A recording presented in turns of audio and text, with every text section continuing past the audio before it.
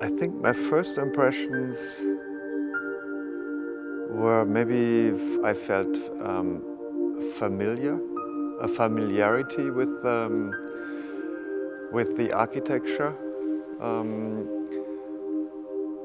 I was coming from Mexico City, where I live now, and I just had started working on a project in a very different architecture, unfamiliar to me. And when I walked in San Carlo, the arches and the trompe-l'œil paintings really made me feel, in a way, at home. I also remember I really liked the scale of the building. It's big, but it still makes you feel it's not overpowering you as a human scale figure. I think many things come together for me if I start working on such a specific site and such a specific project where how do I respond to it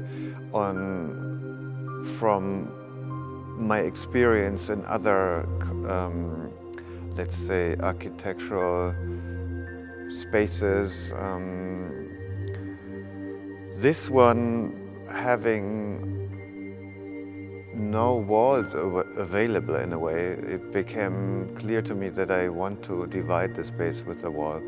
I think responding to the architecture, it became clear it needs to be an arched wall. And I think the diagonal is an element I found very important in my paintings as a compositional, as a structuring element. Something I hadn't used for a long time, but at some point the diagonal imposed itself, and this church space is everything but a diagonal.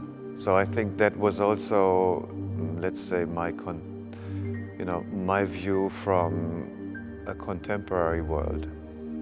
I think since I live in Mexico for the last 2.5 years, my sense of color has very much changed in response maybe to a very strong light,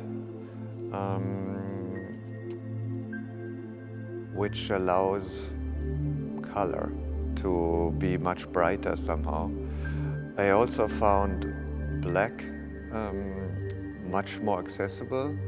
I think the idea of creating these almost white on white paintings was like a contrapunto to the very psychedelic color I had been working on recently. So I felt I need to slice the space in a diagonal and sort of order my paintings in two sections, one with color, one without color.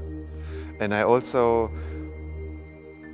think the fact that I introduced the arches was, to give a possibility of, walking and crossing the line and seeing the colored wall and the paintings without color.